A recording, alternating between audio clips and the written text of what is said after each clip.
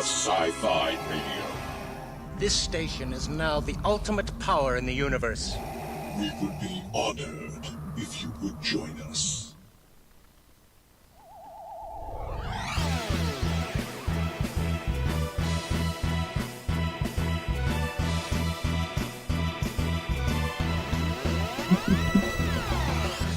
All right, here we are.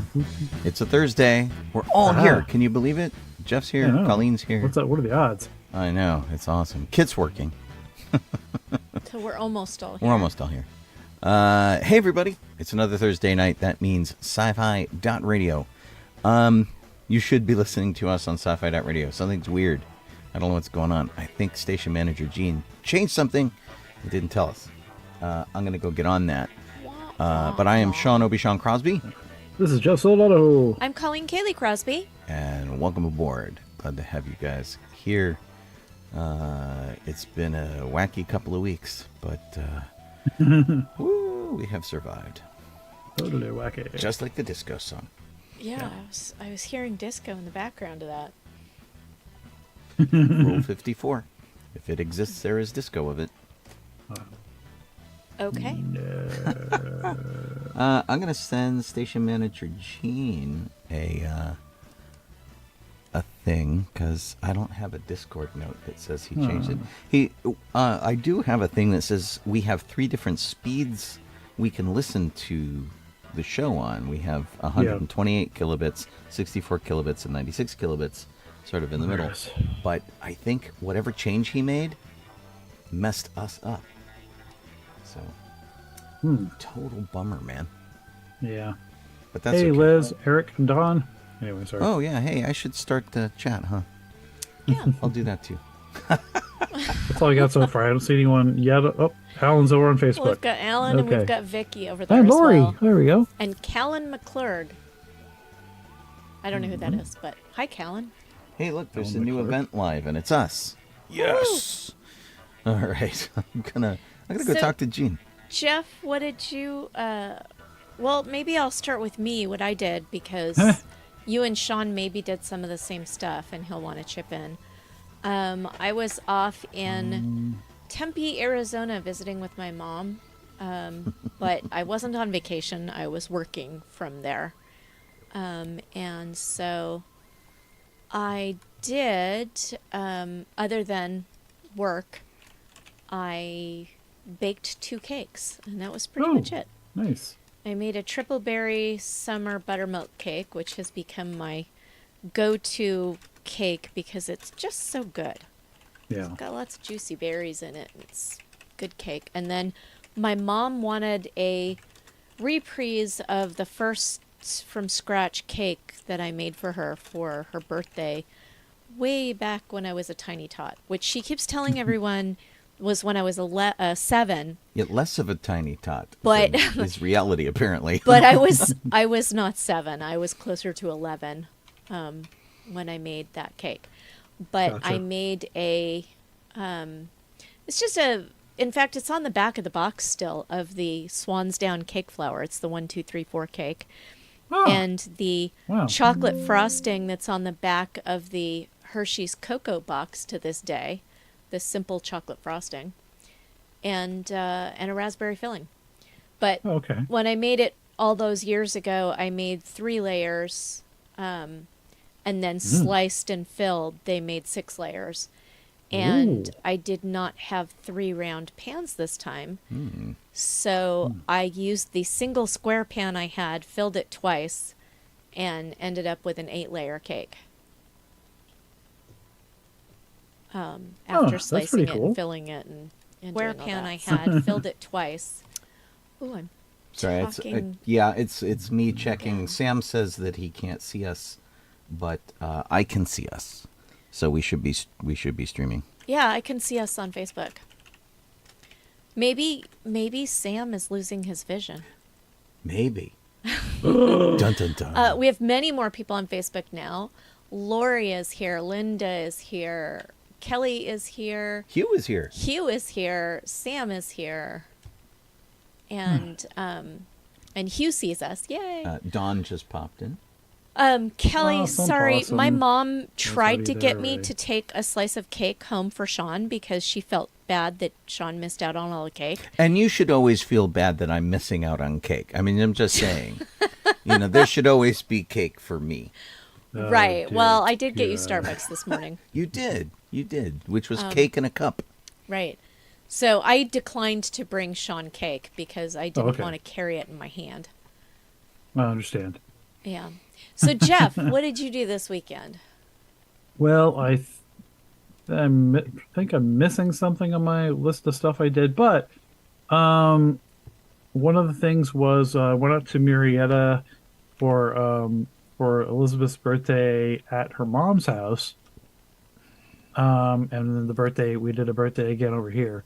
So, and out in Marietta, it's, surprisingly much colder up there, but, Wow. it was fun. We just kind of wandered. We just kind of did the birthday stuff So there you- for her mom. So you did double birthday. Yeah, because of location wise and such. Yeah, and her let's see, I can't remember if her friend was able to. I don't think her friend was able to go with us up there, and some of the kids weren't able to go up there. So, yeah. Right. And then back here, we went to for Liz's birthday because of that. We went to Knott's, and got to see the new Fiesta Village. It is open. There's a couple things here and there that aren't quite open yet, but they're not fenced off. It's just that they're not open.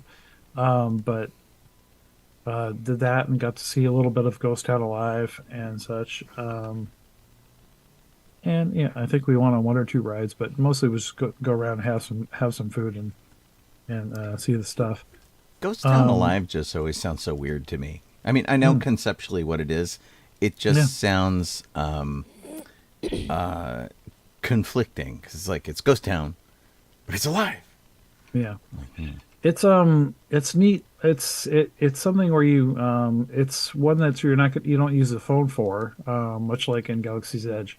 For this one, you would go around and I'm not sure where you start at. I think there's one place you can start at, but you go and you can get something. You get a task to do or something, so you got to go off to the bank and talk to whoever, or go to City Hall and so back and forth, and then you're doing these things so you can eventually get into like a gang and what there. Catch a gang or turn in some bank robbers and whatnot. So, it's very. It is very much like a LARP in that sense. That's cool. So yeah, Oh, fun. And you don't have to pay $6,000 like the Disney exactly. hotel. Yeah. And then let's see, who all did? I know it was Sparrow and I dressed up. Can't remember. I don't think anyone else really did. We were in Western outfits, so that was fun. And then I just did that. Went around and had food, and I think we got on the train, and I don't know what else, if anything, we got on. To be honest, I think it was like the Dragon Swing that we went on. And the Fiesta Village does look quite a bit different. Like especially the rides, like the Dragon Swing, always seemed out of place. It was like, what's this Viking ship doing here? Time So travel. So they gave it a complete repaint and everything, so it looks like an Alebrije instead that you're riding on. It actually fits really well now. And, and then throughout Fiesta Village, there's like 5. I think there's like 4 big ones and 1 small one that you have to find Alebrije statues. And then of course you can get pins and stuff or shirts with the little statues on them here, But they open a restaurant. It's a which they didn't have before, which has indoor seating, but it's not full serve. It's a cafeteria style.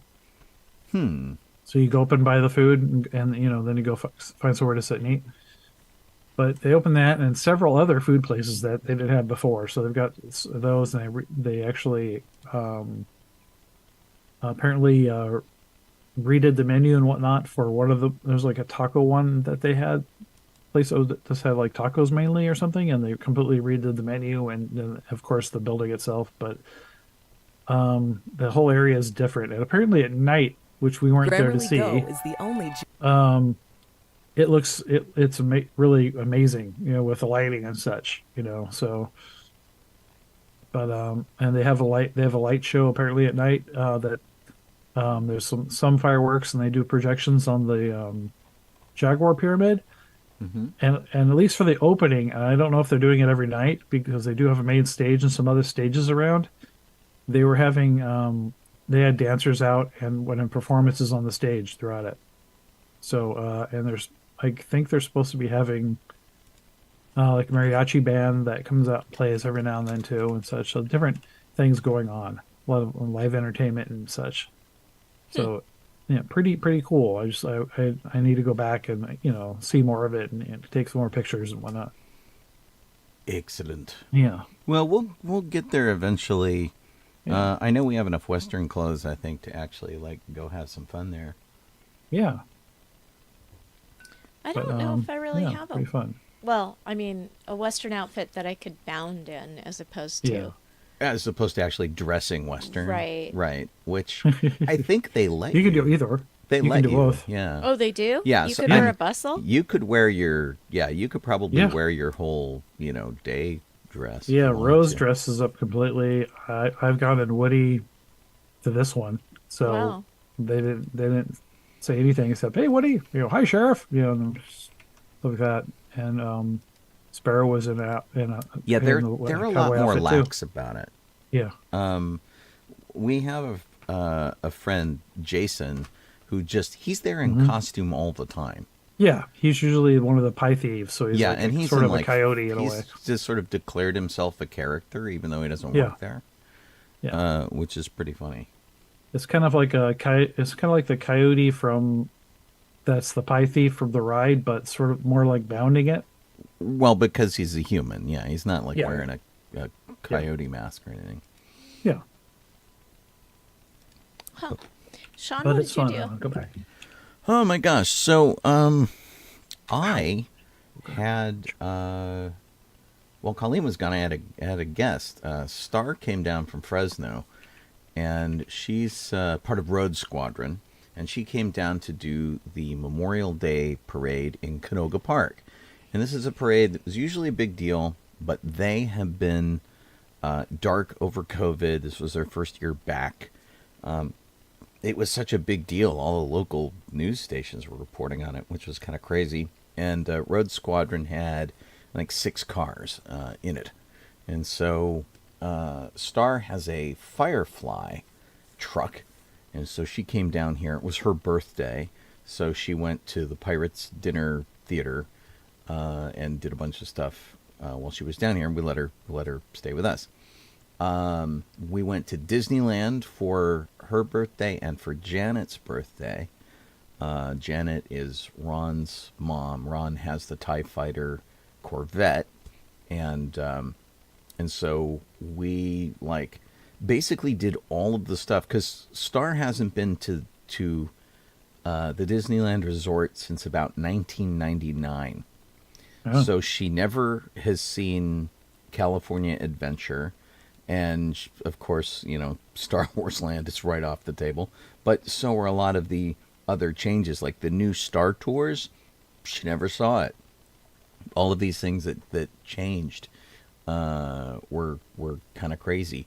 So, and the last time she was at Disneyland, there was no security check to get into the park. So it was really kind of interesting.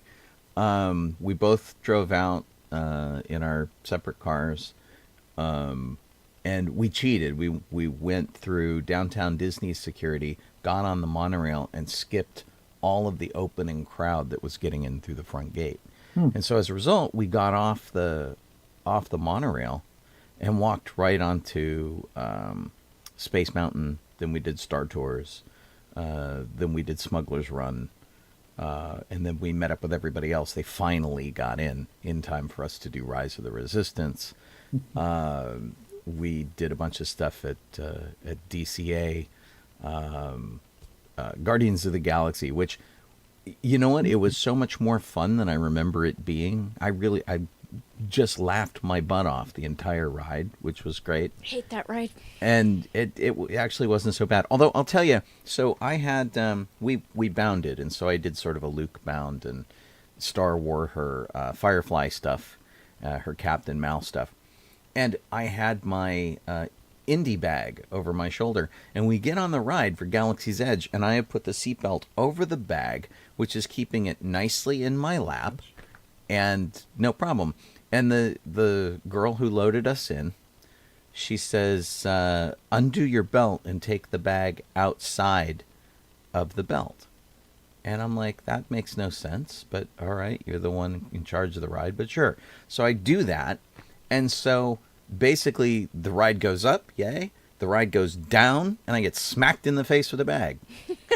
And so I spend the rest of the ride holding the bag down in my lap because it's either going to hit me in the face or it's going to hit me in the groin. And I'm like, I had it all figured out. And I've ridden that ride, I can't tell you how many times, exactly in this way, with the belt over my bag so it doesn't go anywhere. Yeah, but every single ride you go on now, Oh, they'll tell you to jeez. take the bag out from under your belt. God. I mean, how the security guard's gonna have comic relief now? Oh my God, it was awful. It was just terrible. But the ride was very fun, and it was great experiencing it with like all the people goofing off, and of course, it was the closing weekend of Splash Mountain. It was the last time that. So we rode Splash Mountain, and I had this theory that they are overfilling the ride. And I talked to some cast members, and they said, yeah, it's been like this for about 2 months.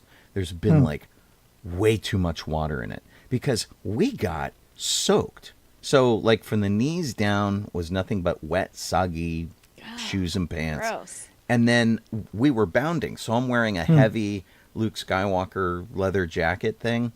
And I get like completely soaked in that. It was absolutely nuts. In fact, here I'll show you what I don't have a picture of me all wet, which I should have taken. I'll show you what jacket I was wearing. There we go. That's the jacket. And just as an aside, I don't get pictures of me very often with characters at Disneyland and stuff. I had a long conversation with Mando, which was weird. He basically just came over and started talking to me about all sorts of stuff at Galaxy's Edge. Gotcha. And so we had a long conversation in character. This picture came from a woman who was just standing there. And she said, hey, I got this really good picture of you and Mando having this conversation. Do you want it? And so she just emailed it to me, which was really nice. So, gosh, thanks to her for doing that. It was really, really super kind. Her name was Amy, and that was really kind of neat. But so I'm wearing this leather jacket, which just became a giant sponge. But at least I wasn't wearing the Jedi stuff, because the Jedi stuff really would have been a towel. I would have just soaked everything up. At least I had a little bit of water repellentness because I had coated that coat with mink oil, which is water repellent. I didn't get it as bad as Janet did. Janet got super soaked, and Star, who was in front, got like completely soaked. For Janet, though, it was her second soaking of the day. They were late getting in because she stopped to get Starbucks, which exploded all over her. So she came through the gate, basically bought a new wardrobe and changed her clothes, and threw her old clothes in the locker to deal with later. Geez. It was an interesting day for many people. Anyway, it was really fun to do Splash Mountain, and in the if you do 9 to 11 events at Disney, you've had a really good day. Yep. We did a lot of stuff. We saw a parade. We had lunch at the River Bell Terrace, which was really good. We rode the train. We did a bunch of stuff, but we were just zombies. So Star turned. I'm 56. Star turned 56 that day. Janet, I don't know how old Janet is, but she had her birthday then too. 39. 39, right? No, Jack yeah, so Jack yeah. Benny age. It's the easiest way. When in doubt, go with Jack Benny. Yeah. Anyway, it was a pretty great day, and it was fun to see the park through someone else's eyes. You know, who like just hadn't been on stuff. We went on. She'd never been to Cars Land, so we went to Cars Land, and we rode the racers there. There was like so much stuff she'd never done or seen. We did the Incredicoaster. And all of DCA was new to her. So it was really neat. It was really Good. kind of a fun, tiring, exhausting, long day. We got back at like 2 a.m. After the day, and we were just complete zombies. I ended up loaning her one of my old lightsaber canes because she thought she'd, wear out by the end of the day, and so the cane kind of kept her going late, which was good. So she had a lightsaber cane. I had a lightsaber cane. Ron is making replica canes from Jurassic Park. He's making nice. Hammond's cane. He had that, which was really funny. Nice. And Janet was in a mobility scooter. We were like the weird cane brigade. But it was a pretty good day, and we got a lot Point done. us to the Jello. Right. Well, and because of Janet's mobility scooter, we didn't wait in the See, that's the why. 2-hour long line for Splash Mountain or whatever. Yeah. And in fact, so I was there on the last day, which was Tuesday. I didn't realize I had a reservation. Colleen reminded me. And I happened to be out running other errands, and I'm like, I'm just close enough that I can jet over there. I was in Buena Park. I was at the Halloween store, Buena Park, looking for some Halloween stuff. and so I popped over there, and I went in, and I'm like, okay, last day of Splash Mountain. I gotta do this. But the line's 4 hours long. Yeah. 4 hours long. Which is funny. And all of the influencers were getting pissed because they were there late and they couldn't get good video of themselves because it was dark. They're like trying to stand in front of the line and do like an upfront thing, and they were so mad, and it made it made me laugh. Yeah. That's funny. It was pretty funny. That's a bummer. I just want to say that wow on Don tells us that he's in the process of 3D printing complete armor of Season 3 Moff Gideon. The helmet alone took 66 hours to print. It looks like it'll take over 10 days to print. Ugh. Wow. Yeah, that's geez pretty Louise, crazy. And not to one up Don here. We were talking to Ron this weekend, and he wants to build a Batmobile, and he says that he has to print 75 body panels to come up with a full-size Batmobile, which he's then gonna finish off with fiberglass or something. Which one? The Michael Keaton Batmobile. Okay. 1989. Sweet. So, I mean, it's crazy, right? The kind of stuff that you can do. Don's projects always look amazing. And so that Moff Gideon armor is going to kick butt and take names. It's going to look really good. It was funny. Not last night, because I traveled last night, but the night before last, I went to a bar, which is unusual for me, and participated in a pub quiz. And I was the only one at the table who knew who Moff played Gideon? No, Grief Karga. Oh, Grief Karga. That's Oh, nice. Ha ha ha. Yeah. And I also was the only one who knew who starred in Bullet Train. Oh, really? Which seems weird Yeah. because that's a big actor. It was weird, though. There were during the whole night, there were 2 Star Wars questions. I don't remember what the second one was. One of them might have been related, like it might have actually just been like a question about one of the stars of Star Wars. And they were playing Return of the Jedi on the TV behind the bar. One of the whole place was like a media nightmare. It was every bit of space had a TV Oh my on gosh. it. It was really Sensory overload. sensory overload. It was quite a bit, quite a lot. Wow. Yeah. Yeah. But hey, That's not gonna be okay. I've never been anywhere where I knew more about Star Wars than anyone else. It's all frame of reference, right? Right. So that was funny. Anything else about the weekend? Don also told us boy. that he went to where did he go? To Comic-Con Revolution in Ontario. Oh yeah, I heard it. Yeah, I saw that. Yeah. I did not go, but I did see that. We get invites to that periodically, but I don't have anywhere to stay. Although it turns out one of our Road Squadron guys lives right there, so maybe we could crash on his floor or something.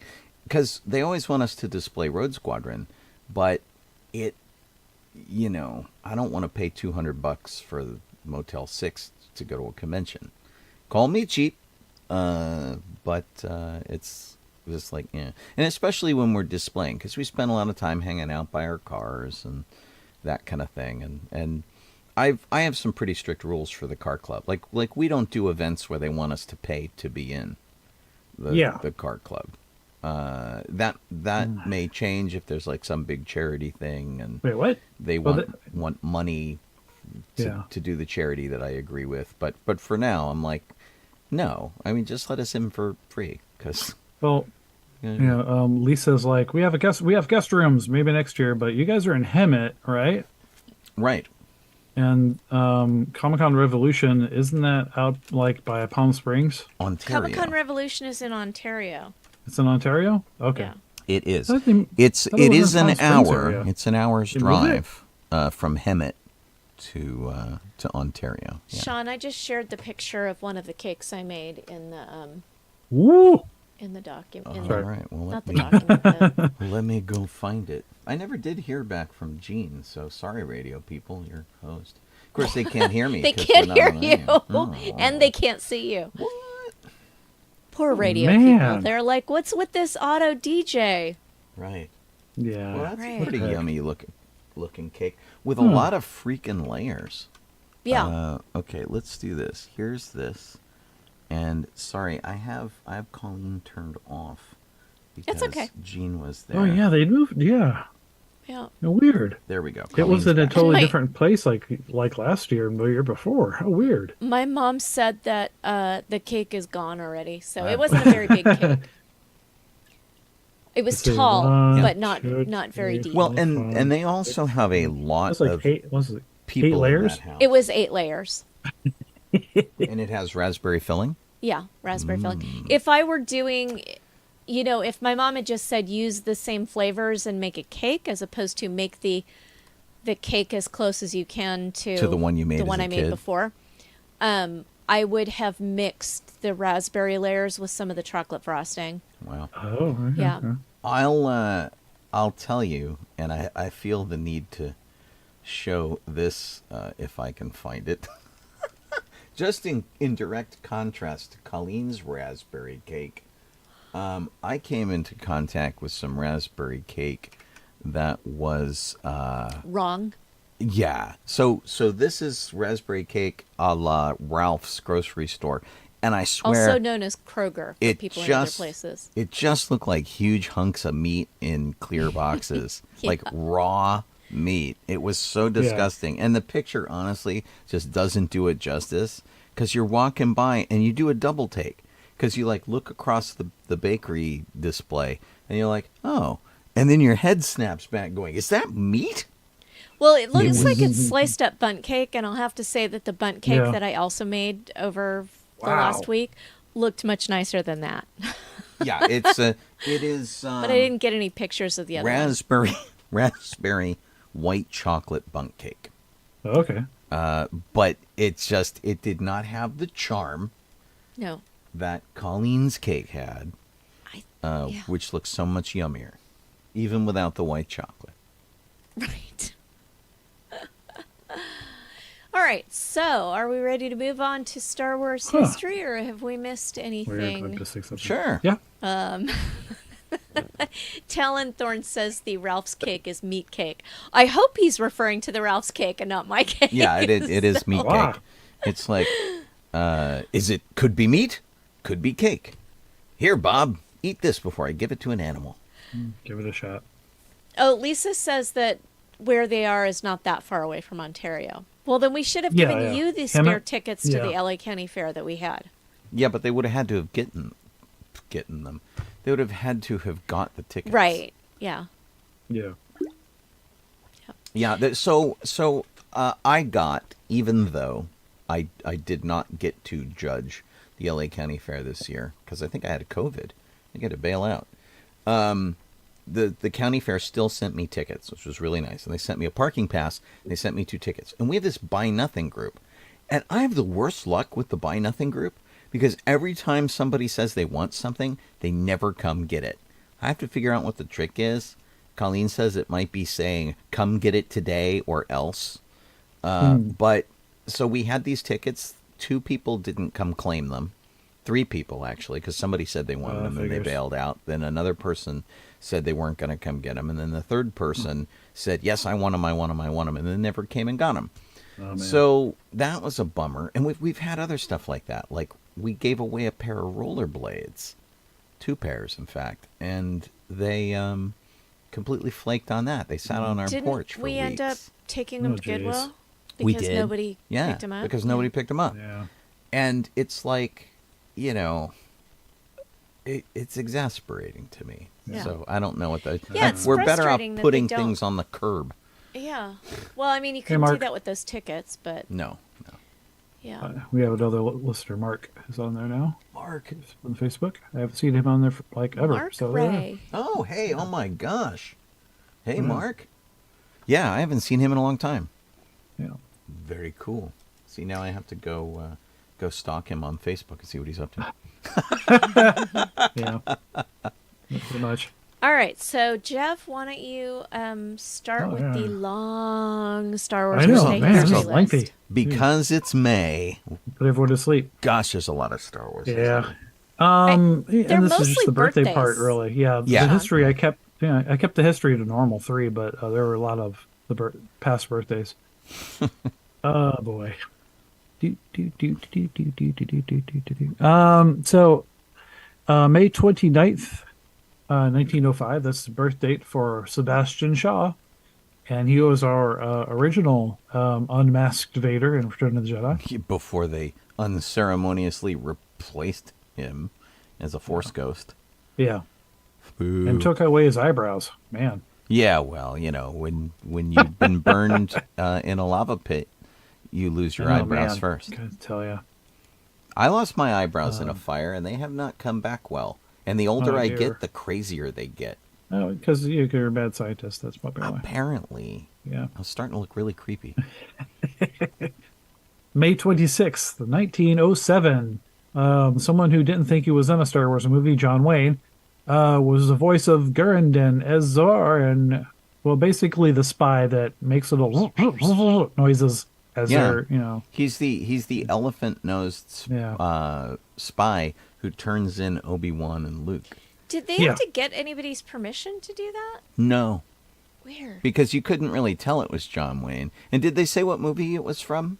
Was it The Searchers? I don't know. Or was it? I mean, I would think so. It's so heavily processed you can't tell it's John Wayne. But once you know, you can get the rhythm of it. You can totally see that the rhythm. I don't know what it's from. They just say that he was in movies like The Searchers and True Grit, but it doesn't say like where they got the voice from. That does bear some investigation. This has scored, however, John Wayne a write-up in Wikipedia for this, which is pretty great. It doesn't say.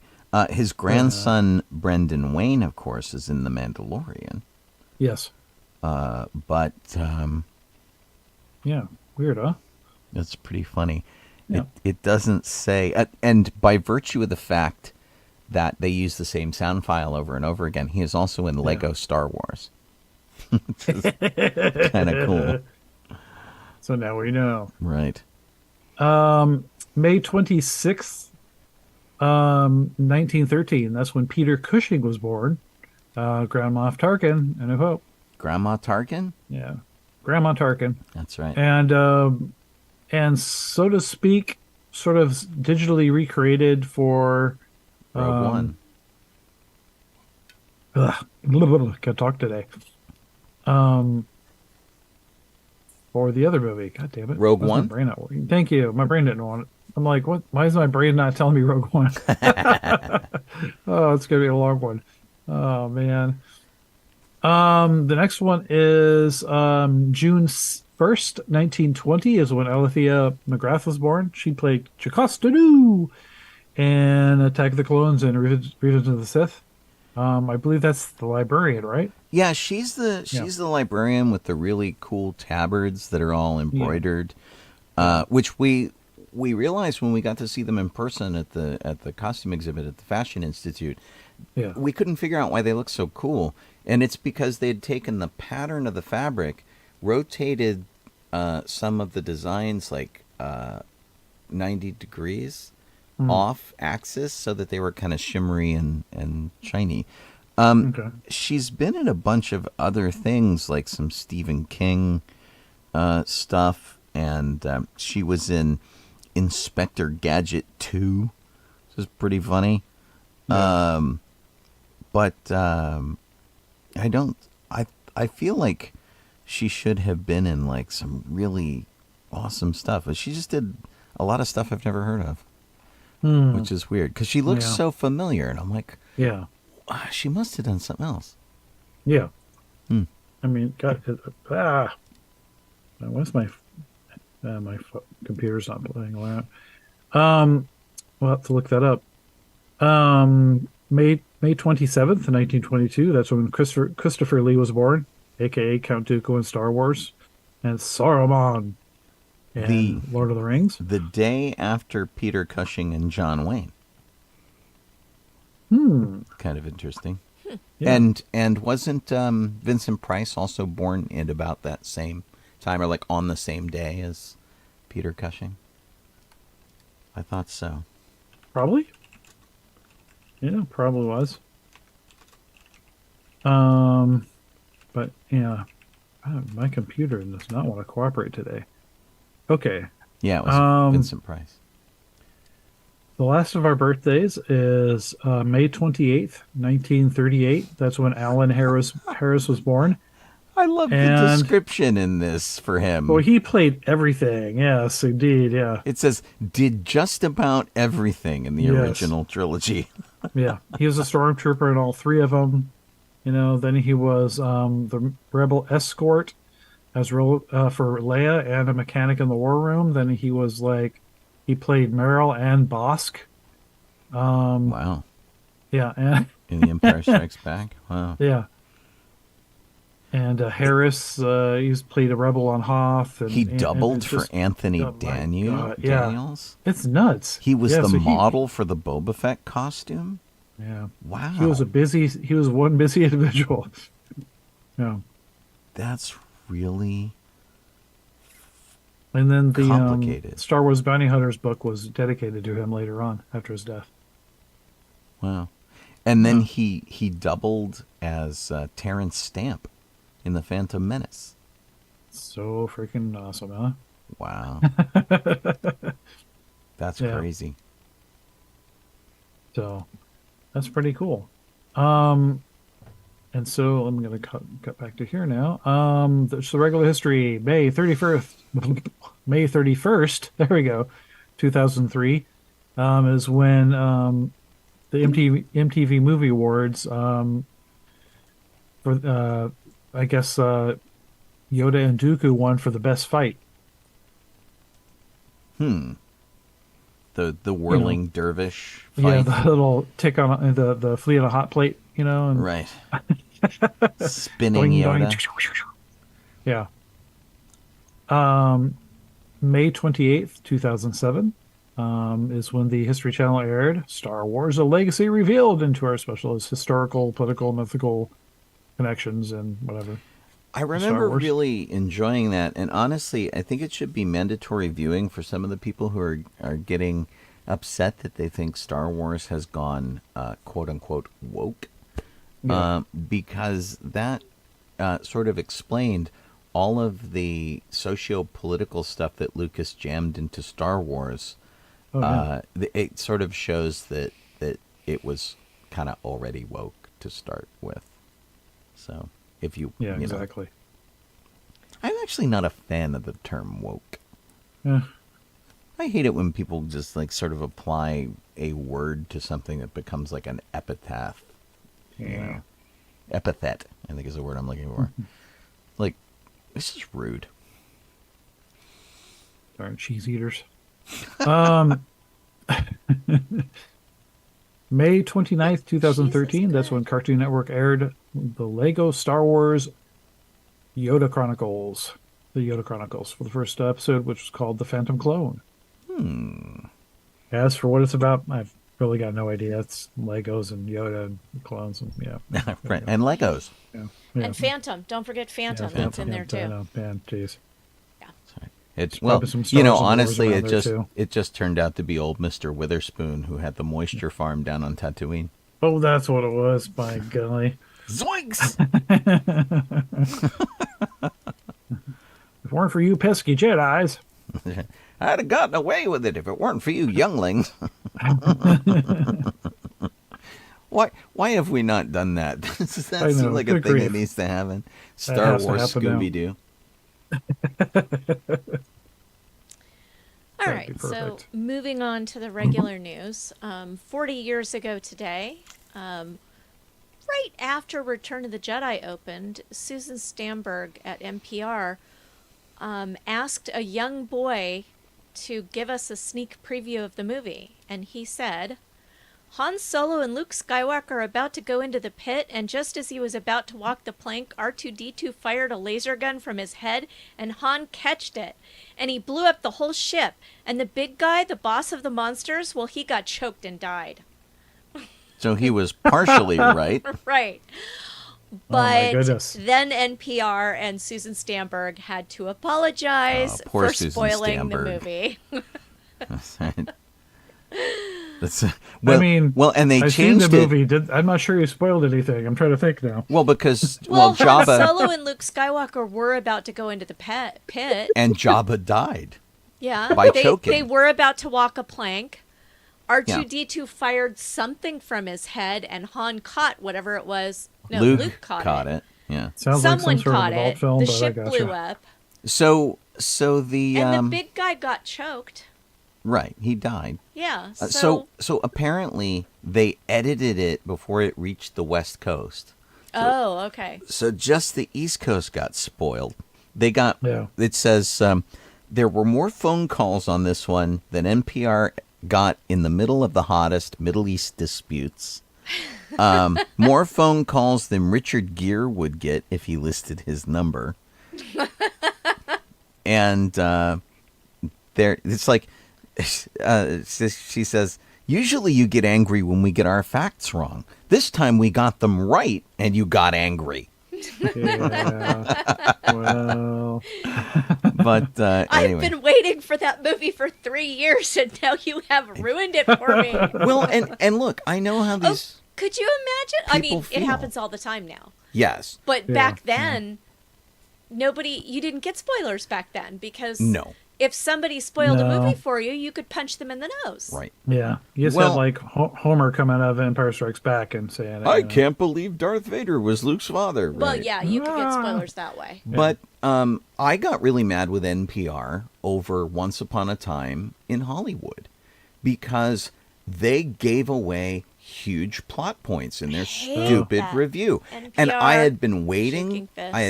For this movie. I knew what the plot was about. I knew the kind of stuff it was going to cover, but they didn't need to give away like all of these details because they were a bunch of boneheads. Luckily, I hadn't heard that and was surprised by all of it. And there I, you on the go. other hand, am still pissed off about it. Yeah.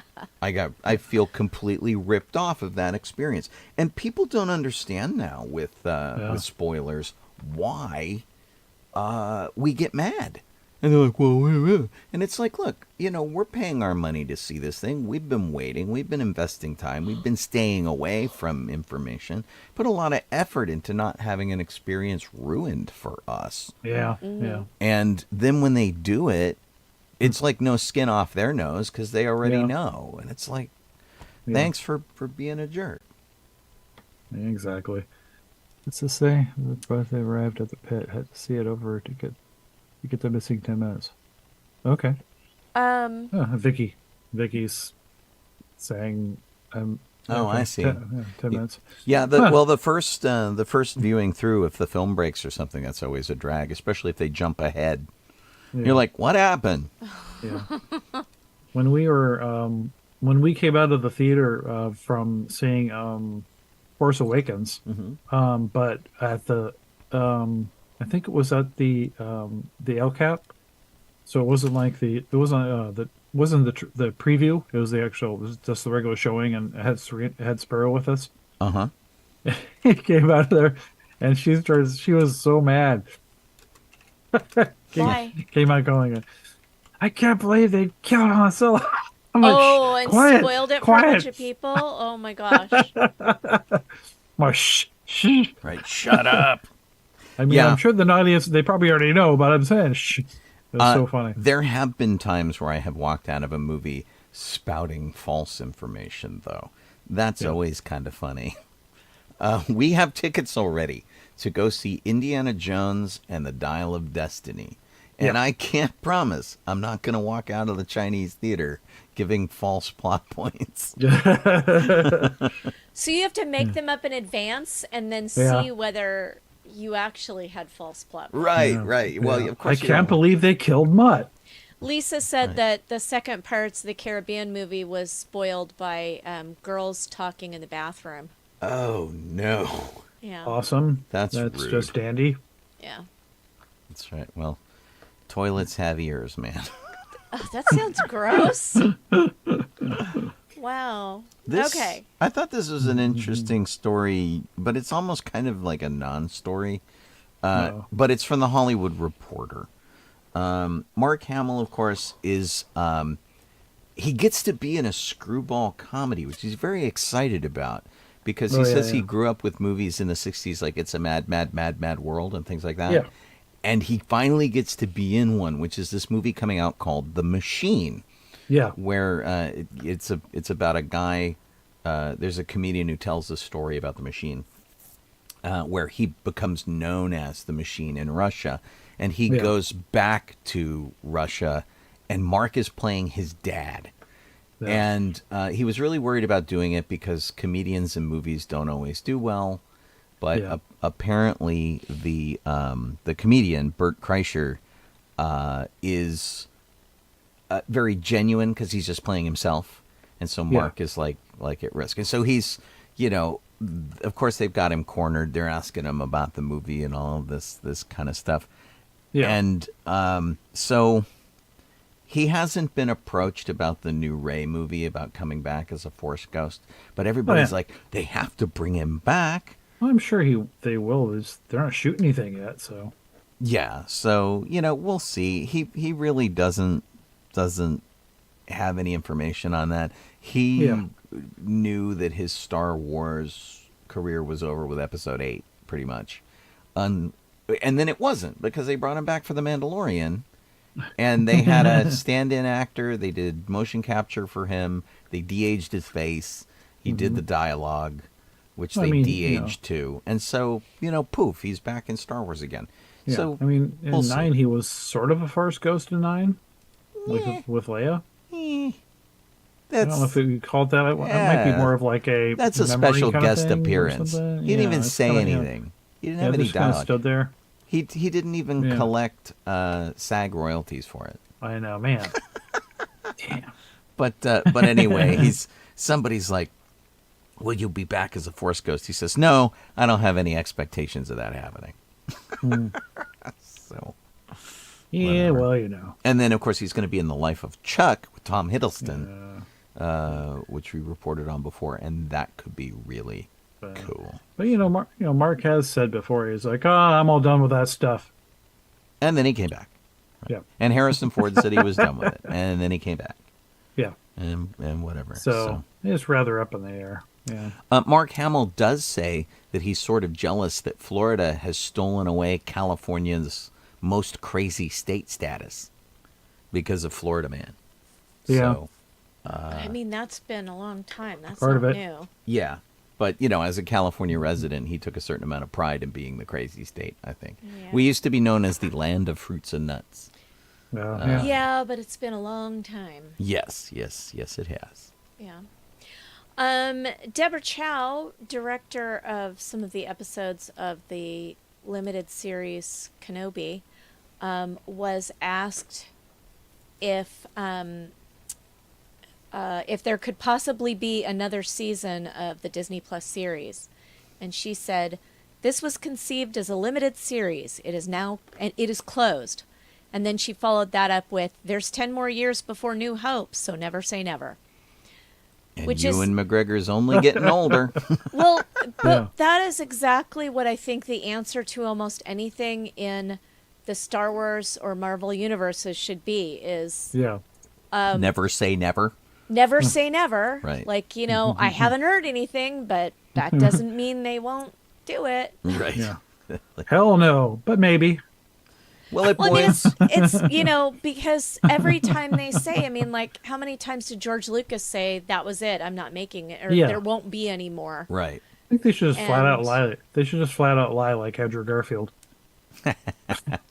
Well, and the thing that's funny is it really just boils down to is, does somebody have a really amazing story idea that really needs to be made? Or conversely, does somebody think they have an idea that'll make a whole bunch of money? Right. I mean, I don't know. I mean, I guess Luke and Wendy could get lost somewhere, and Obi-Wan can find him. Just like the radio show. But that would be very exciting. Well, I mean, So, we could get the adventures of Luke and Biggs too. Yeah. I mean, you never know. Or we could just get, 6 episodes of Obi-Wan living on his island with, like, the fish nuns. And Well, that'd be something. moving on to theme parks, there are several Little Mermaid opportunities for fun at the Disney parks, coinciding with the opening of the Little Mermaid movie. And can I just interject here that I have seen so many people on Facebook go, I thought this movie was going to suck, and it was really good. My cousin, I was actually invited to go see it last Friday, and it just, the timing of it just didn't work for me, because I didn't really have the day off, and the tickets were for noon.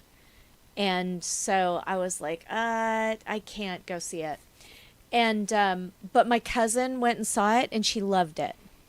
I have seen a lot of people who basically said, in all honesty, I was ready to hate this because I don't like the live action movies Disney's been churning out, but it turned out to be really good with its heart in the right place. The only things that I've seen that were like, this didn't work at all was the animated undersea creatures, like the fish and the crab. The CG fish and that stuff. yeah, that they just, there was no way to make fish play instruments and sing the way they did in the Right. animated movie, and so they just skipped it. Well, and Yeah. they apparently they did that with the Poor Unfortunate Souls too.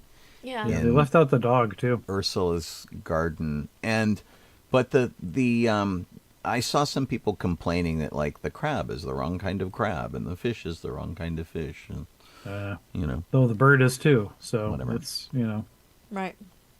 Anyway, if you go to the Disneyland parks, if you go to Disney World, Disneyland in California, or Disneyland Paris, you can have a meetup with Ariel.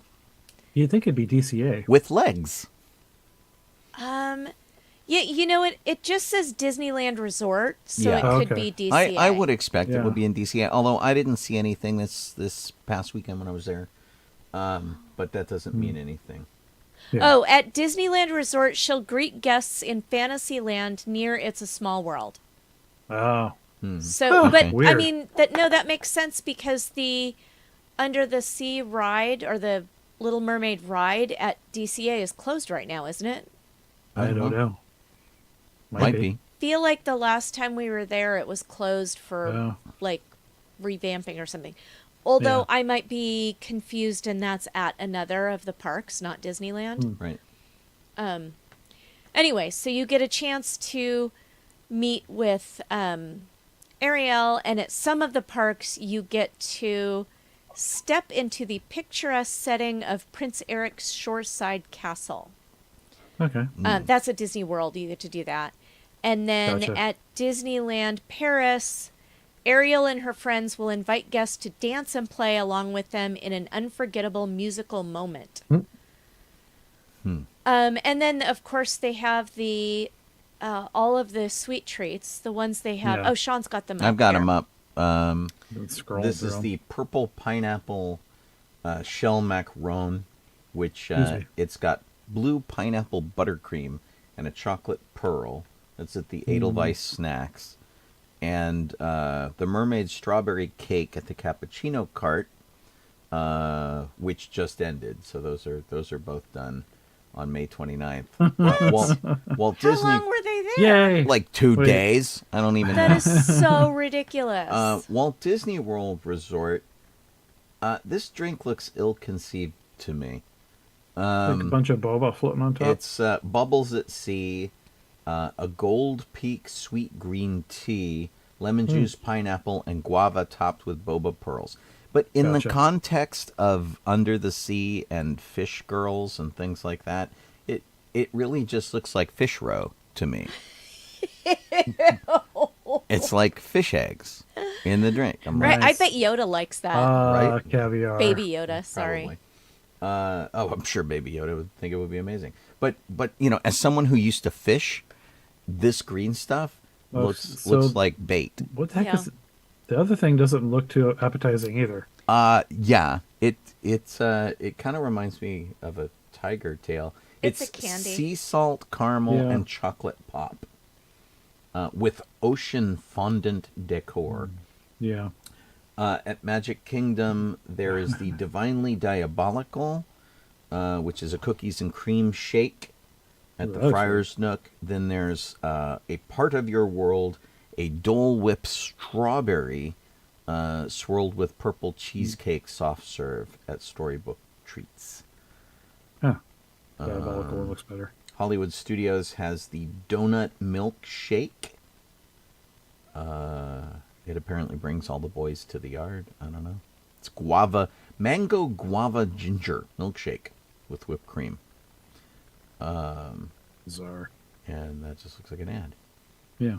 No, it's the PhotoPass special Oh, is at it? Magic Kingdom. Oh, I Yeah. see. Okay. You get your picture in one of these sunken treasure things. Ah. Downtown fun. Disney has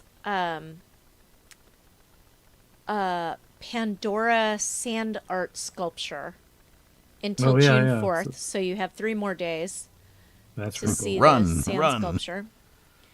But you don't have to pay the price of getting into the park to see it. Right. Yeah. Just parking. Black Tap Craft Burgers and Shakes in downtown Disney has the Mermaid Classic Shake, which is strawberry and blueberry topped with whipped cream and mermaid sprinkles. What makes them mermaid sprinkles? Oh, Yeah, I thought you said something else there. Okay. they have fish tails. What did you think I say, Jeff? No, not craft, that's for sure. Yeah, it sounded like black crap. Black Tap Craft. See, I need to learn from Morgan Freeman and enunciate my ending consonants. That's right. We heard that on my show this morning. Oh man, Editorial Laura is on their mean. food. Well, Chris is mean. Chris reminds me of Oh, too Natto, funny. and I feel ill. Love Pop. Of course, there are little costumes that you can get for cosplay. Aw. They're very cute. Yeah. Little dresses and Yeah. T-shirts and short sets and stuff. Sweet. There's no shortage of merchandising, Oh yeah. let me tell you. And books. And books. Yay, books. Yeah, that's pretty cool. I am all down for books. Books Yeah. are great. Yeah. Nifty shirts And things. sunglasses. Oh, Ray get the Ray-Ban little necklace. has sunglasses for Little Mermaid that Oh, appear to no. be in Tiffany blue. And we have the top of the hour. We They're do. only like $200, so you know. Are they $200? Does it say? I don't know. It doesn't even say. They don't. They never give prices on these I'm things. just assuming because the Ray-Bans. Land and Sea and Me. That's a documentary. I don't need to see. Yeah. And combs. Now, so there's a hair set here with brushes and combs and things. Why doesn't it include a fork? Shouldn't it include a fork? Yeah. You don't want to do the top of the hour? Well, it's not. Oh, I guess it is the top of the hour. Well, so the problem is that we have a discrepancy between my computer and my phone, and we have been using the phone versus the computer, and it's very complicated and weird. And I don't know why my computer's like a minute faster than my phone is, but my phone matches Jeff's phone and matches Colleen's phone. That's whatever. Oh, weird. This is Yeah. DB94. I am Sean Obi-Shawn Crosby. This is Jeff Solo Donoho. I'm calling Kaylee Crosby. You could be watching us on Facebook or on Twitch or on YouTube. You would normally be able to listen to us over on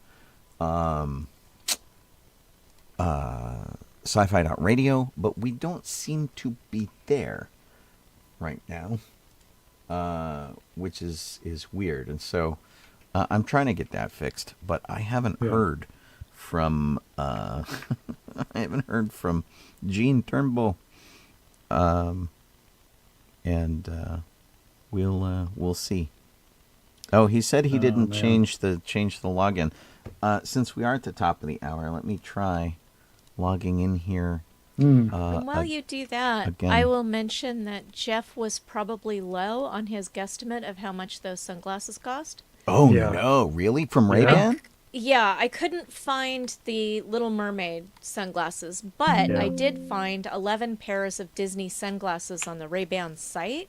That the only thing that makes them Disney is there's a little image of Mickey or Minnie on one of the lenses. Honestly, that's all they need to put. And they are $230. Yeah. Then there are other pairs that say they are Mickey Mouse, but I see. They actually have that same thing, but it's harder to see. And those are $268. Well, the harder to see Yeah. it is, the more expensive it is. Yeah. Right. Jeez Louise. And their What a bargain. aviators Ugh. with a little Mickey on it is $268. Wow. Yeah. Wayfarers You are know, $256. I will just say that sunglasses have gotten way too expensive now that like Yeah. one glasses company owns everything. The Luxottica company owns Ray-Ban, and I think it Oh, owns yeah, the whatever. Sunglass Hut chain, and it owns Lens Crafters, and like all of these Weird. things. They've got a monopoly on this stuff, and it's just brutal. That's why you get them for $1. Sunglasses should not be. Remember back in the day, the gargoyles sunglasses, Yeah. the ones that the Terminator wore.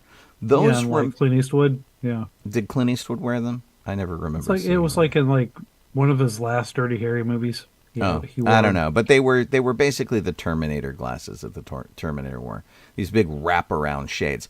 Those were made out of a ballistic plastic that would stop a bullet, and those were $100. Yeah. I kind of see that.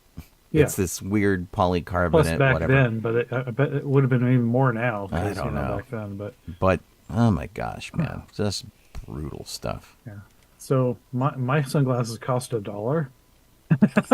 Mine, I'm not gonna do that. my sunglasses are prescription, and they cost me see, about those are fancy. $50. Yeah. Well, this makes more sense though. Yeah. And they're made out of recycled plastic bottles. See, I'm that's pretty helping cool. the environment. Mine cost more, but they're bifocals. Right. at the fair, you used to be able to get, like, there was always a stand that would have, like, 2 sunglasses for $5 or something. Yeah, I used to Just a buy bunch of those different too. designs. Yeah. But I have to wear contact lenses with those, which is sort of a Yeah. drag. So. Oh, All Kelly right. got a cake for her birthday. Yay. Happy birthday, Oh. Kelly. She's been posting pictures Yay. all day of her fun birthday Oh. stuff. Oh, nice. Yay. Oh, she forgot she asked her catering girl to pick it up. That's awesome. Oh, the catering girl. Right. I just got that. Yeah. That's very funny. That That will be her daughter, That Moira. would be her daughter. Yeah. Catering girdle. Catering girl. Well, it's because she does catering for me. Who no longer works at the shawarma booth, right? I caught myself looking for her as I passed the shawarma I think booth. that's sad that we never got to see her at the shawarma I booth. know. We tried several we times. tried hard. Yeah. Oh well. It's not Okay. a popular Marvel character, but Disney. The shawarma cart is the. cater girl. Kelly will be at Disneyland for her birthday in case anybody wants to Oh, that's nice. run up and say hello. Cool. Next Wednesday. When's my reservation? I'll have to look. I got plenty of I'm reservations looking just now. out there. Yeah. Disney has announced its Halloween season. Oh, she's still working there. She's in PIMS. Oh, okay. Oh, in Pims. Oh. Well, I will have to change and go Nice. find out. Yeah. My reservation is on the Tuesday the 6th. And, Right. We both have a reservation for then. Oh, because Jeff and I are doing something Wednesday. I think so. We are. Chris Marble is on YouTube watching, by the way. Oh, hi, Chris. Chris. I want to throw that in there. Well, it's about time for Um, Chris to go do Wednesday. Lost Fist, though, isn't it? Yeah. He's going to bail on Wednesday. us. Disney has announced that Halloween season will be September 1st through October 31st, and the Oogie Boogie Bash at DCA will start on September 5th and go through October 31st with Sweet. a ton of dates. Those tickets will go on sale to the general public on June 29th, no earlier than 9 a.m. And Magic Key holders will get a 2-day jump on that. So if you're a Magic Key holder, you can get your ticket on June 27th, no earlier than 9 a.m. Battle Royale. It's Yeah. always a fight to get those tickets. Everybody freaks out. Right. Well, it is a really fun event. There's a, haven't done that there's in a while. picture of the castle here with skeletons chained to it. It's really funny. It's like a projection on the castle. Yeah. Made me laugh. I gotta say though, I think I've run out of excitement for the Nightmare Before Christmas overlay. I do on not the like Haunted Mansion. the overlay. I'm kind of done. It's been going on for Okay. like what 22 years or something like that. I don't know. Not a fan. So Okay. Yeah. Trailers. So like it. Coming to Amazon Prime on June 23rd. I'm a Virgo, and I have to say, this is not what I expected a movie called I'm a Virgo to be about. Oh yeah. It was about a giant man Yeah. who had been, he's like, I don't know, somewhere between 16 and 20 years old. And he has been basically hidden in his parents' home his whole life because they don't want people to mistreat him. And he's like giant, not just like Yes. a Right. big He's regular like size like man. 12 feet tall. He's a giant. Yeah. And he finally gets, like, his friends convince him to sneak out, kind of, it looks like. And he meets a girl, Yeah. and chaos ensues. and becomes the Messiah, and yeah, and then people want to attack him Right. because he's Yeah. so because big. he's a freak. Yeah. So it looks good. And apparently, the fun. whole "I'm a Virgo" thing is Virgos love adventure. So that's why being a Virgo is important. He is Yeah. a Virgo. He loves adventure. So. Right. And it looks kind of cute. It's one of those things that either I'm going to really enjoy it or I am It'll be going to really start playing crossword puzzles in the dumb. middle of it. Right. Yeah, it's Yeah. kind of hard to tell. That's really funny. It's a series. Oh, it's a series. I thought it was a Yes. movie. Yeah, it's like 6 episodes. Oh, okay. When it Well, does good. start. Then I'll get. Well, a that's a couple lot of episodes crossword to- playing. Yeah. Yeah, see? Coming to Prime, and this is seasons as well. I didn't realize that Jack Yes. Ryan was episodic at this point. Yeah. This is season 4, I believe. This is the John Krasinski series 3? Yeah. for Tom Clancy. It says final season is season 4 when I looked it up on IMDb. Really? Maybe I'm wrong. Hmm. But I'm pretty sure I looked it up. As we all dive for... Well, I mean, yeah, it says season Yeah. 4. Yeah. Yeah. But the new season hasn't dropped yet. So there are Yeah, 3 not yet. seasons. Yeah. The new season is dropping on June 30th. And I also didn't know that Michael Pena was in this. Although I don't know whether this he's season. just in this season. Yeah. And he doesn't look like he's as fun as he is in the Ant-Man movies, Well, which makes me it's sad. really serious Yeah, it's Yeah. a thing. different thing. It's a spy It's- thriller, you know. Right. But I'm really Yeah. tempted to like it to watch it just because I like Michael Pena so much. Yeah. Well, and you And like it- John Krasinski, too. I do Yeah. as well. And there's going to be there are comedic moments in it too, so but it's just not. You know what's awesome about John Krasinski is the show that he did during lockdown. Like was Good true, news. truly good Some news, good or news. something. Yeah, good news. It was nice. Yeah. And I love that, I love that. that, you know, he loves to do stuff with his wife. And he Yep. just seems like a nice guy. Yeah. Yeah, his show was called Some Good News. Yes. SGN. Yeah. Coming to theaters on July 21st, Barbie. And this trailer gives us a little more insight into her journey, but no surprises, really. Yeah. No, I mean it's what you think it is. You know, Barbie starts to kind of lose her mojo apparently after starting to question the idyllic life that she has in, you know, Barbie Land. Yeah. And I love that what's her name plays like the crappy awful Barbie who's had her hair chopped off and was drawn on, and what's her name? Holtzman, who played Holtzman. Oh. Kate yeah, McKinnon. Kate McKinnon. Yeah. So Kate McKinnon is the kid bashed Barbie She's like got her Yeah. face drawn on by a marker and her hair who is all spills chopped the off. beans, and it gives her the red pill, blue pill option. Yeah. It's what like I love, and well, I don't want to say this because it's a spoiler and people might not be, right. they might be avoiding it. Yeah. But I love Barbie's reaction to the red pill, blue pill moment. Right, exactly, and all of it is they say if you love Barbie, this movie's for you. If you hate Barbie, this movie is for you. Yeah. It's like The only surprise that they really had in this trailer was that they played the Barbie girl music at the very, very end. yeah, which they swore they weren't gonna do. Yeah. Right. But you know maybe it's just So- for the advertising. Yeah, you or can't tell if it's Yeah. gonna be. Maybe it's gonna be the credits music credits or music. something. Because it was weird. It was like the trailer ended and then they played the You're right. Barbie You girl heard it music. over the credits, weird. basically. It's Wow. very strange. Yeah. But Gotcha. I'm there for Bizarre. it. And I got to tell you, as a guy who worked on Barbie in the Barbie department at Mattel, I'm rolling over this. There is so much stuff going on that because there's a lot of stuff in the movie that was very much my time frame. The rollerblades and rollerblade Barbie.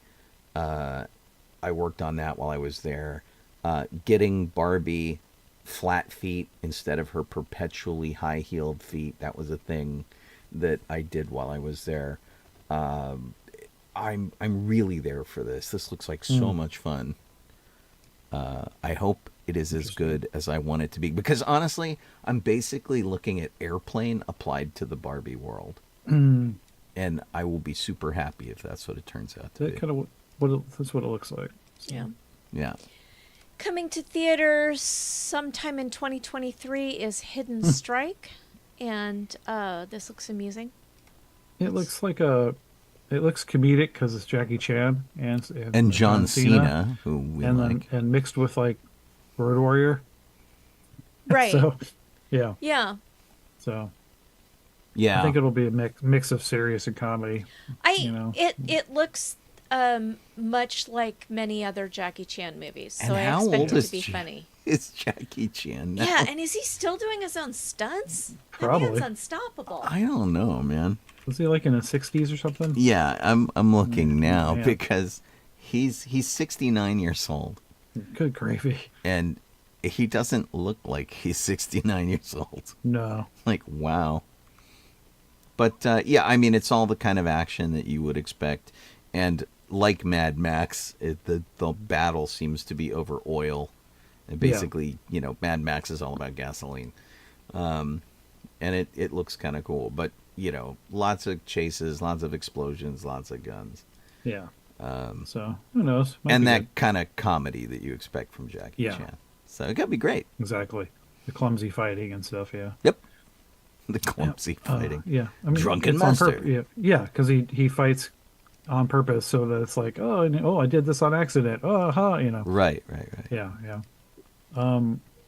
In the first trailer that, well, not the first trailer we talked about, the Jack Ryan trailer, one of the characters I was happy about them bringing back for the fourth season was the actress Abby Cornish. She's coming back as Kathy Mueller because she was in the first season.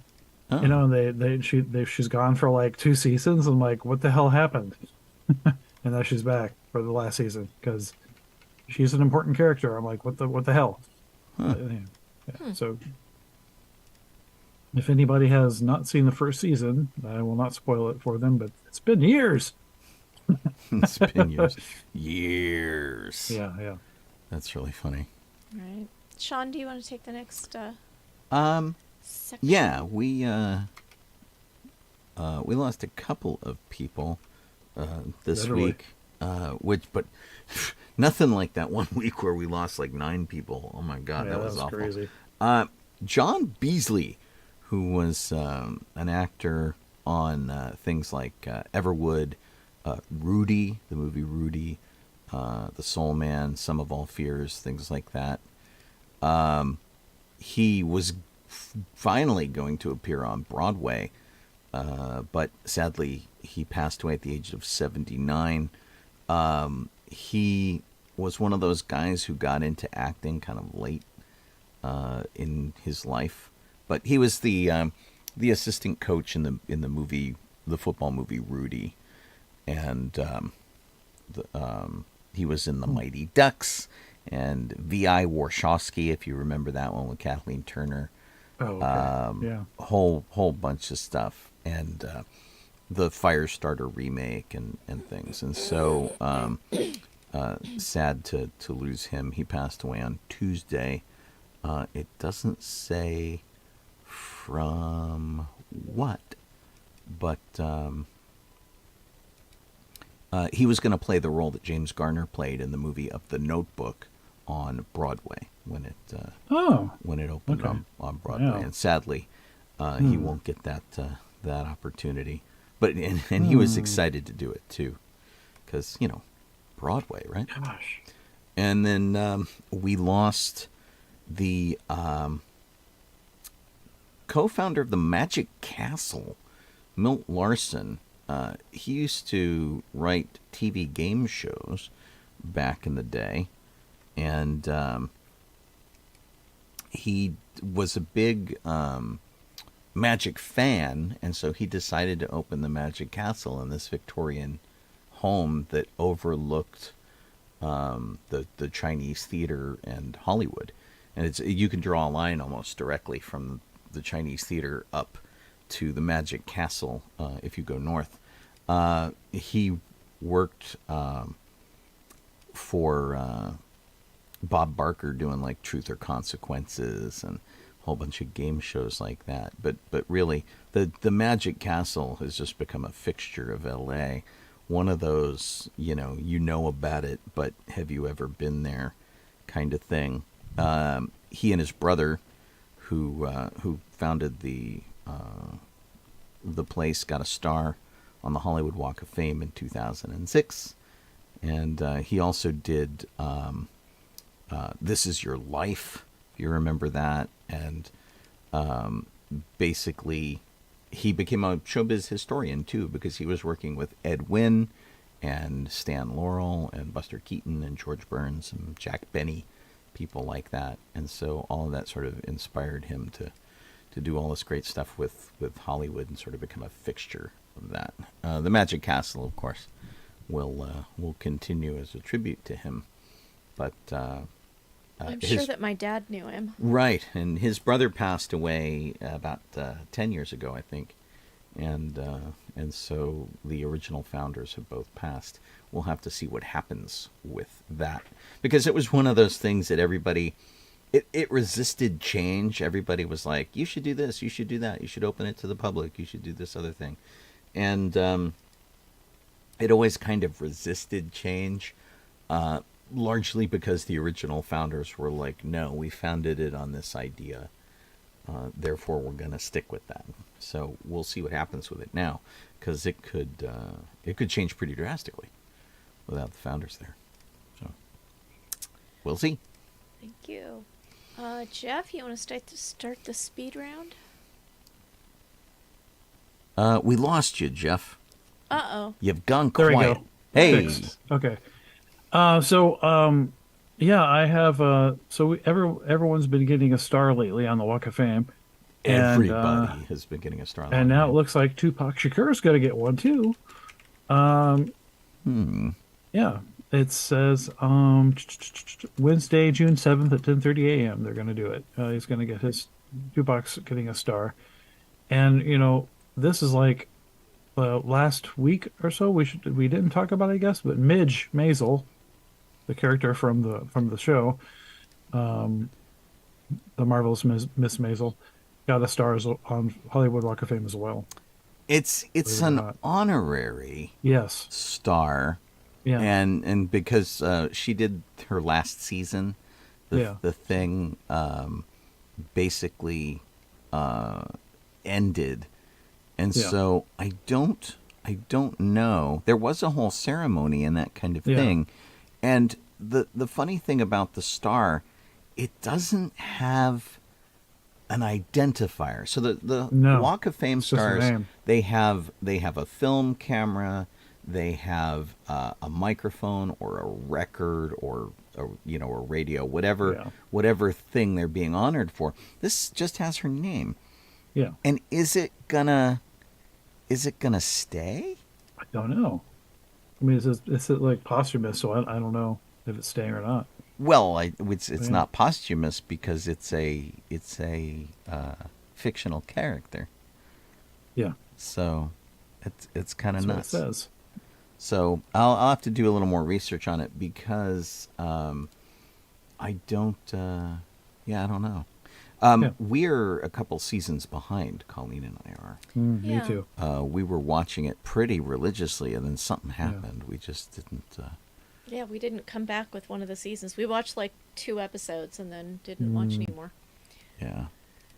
Yeah, I'm behind. Way behind.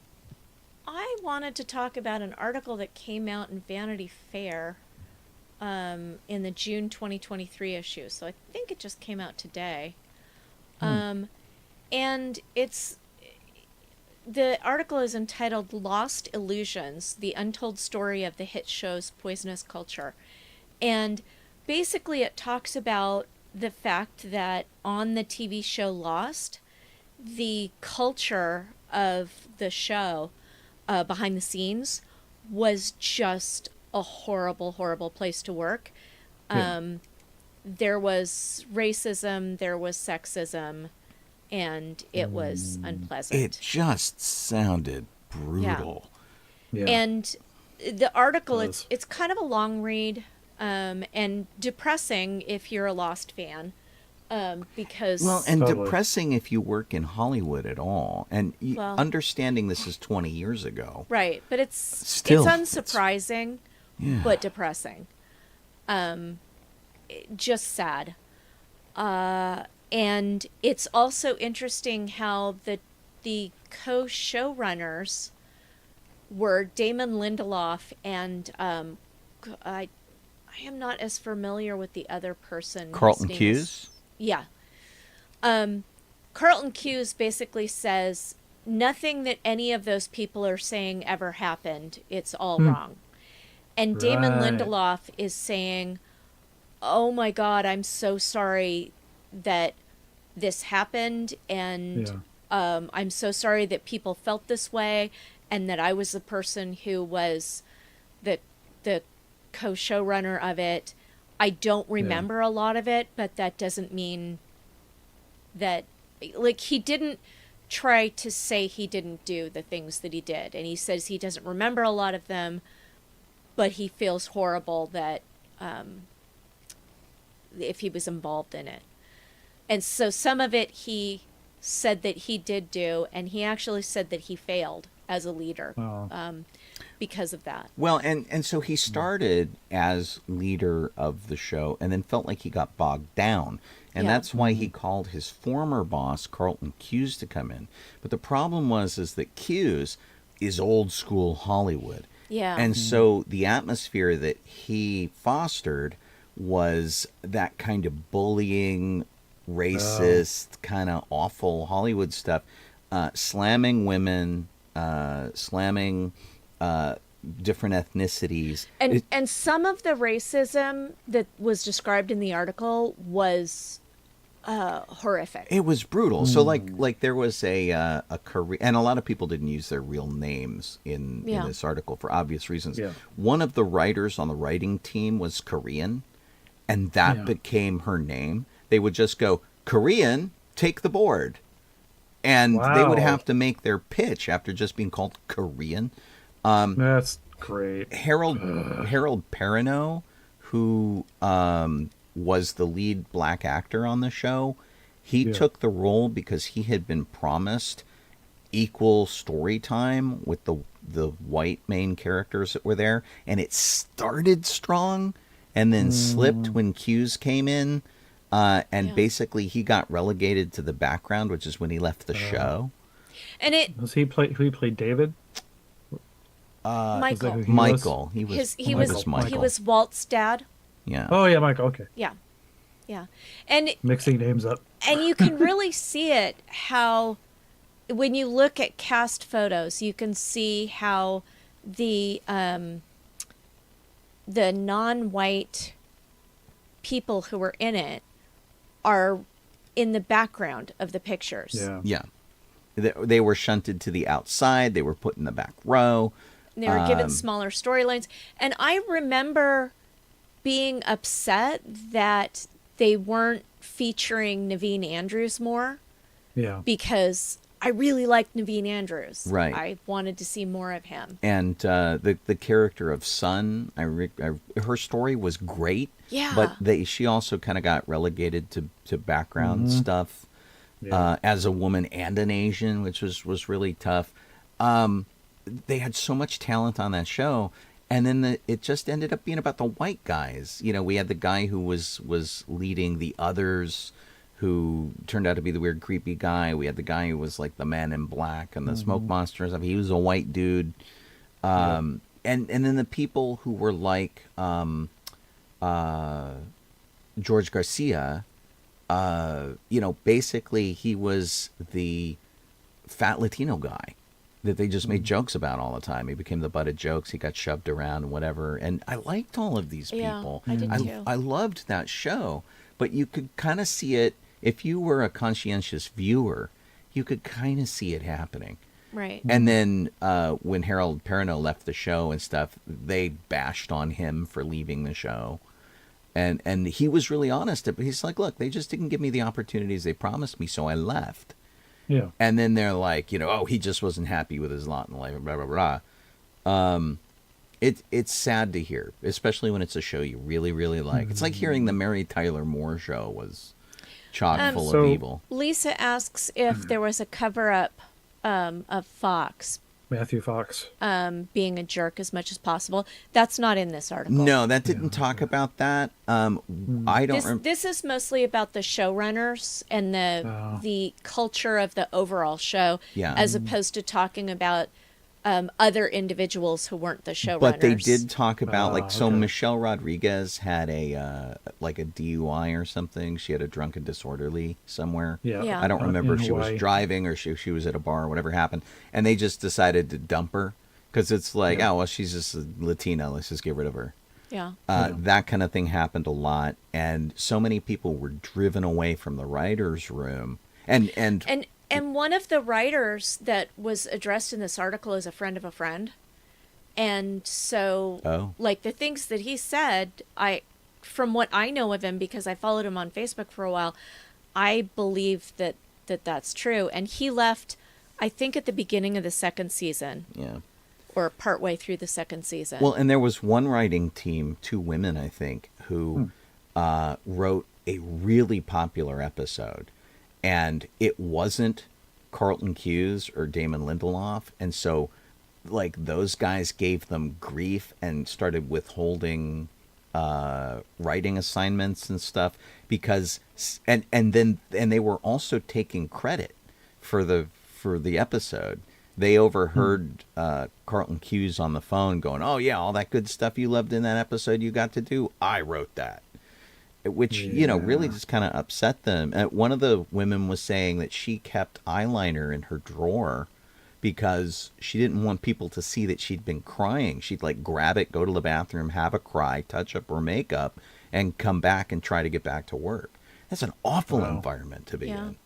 And some of the things that were said in the writer's room too, they made a lot of jokes about things that are used to happen a lot in old school Hollywood and are completely inappropriate and should not have been happening 20 years ago. And if it happened now would probably be a lawsuit. Like jokes about lynching and things like that. Oh, well, really, especially really with the Mr. Echo character. They were trying to think of horrible ways to make him die.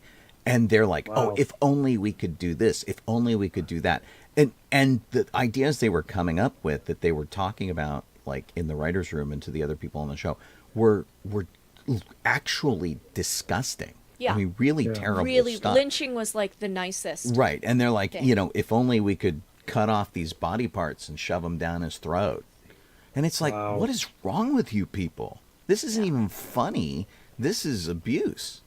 Yeah.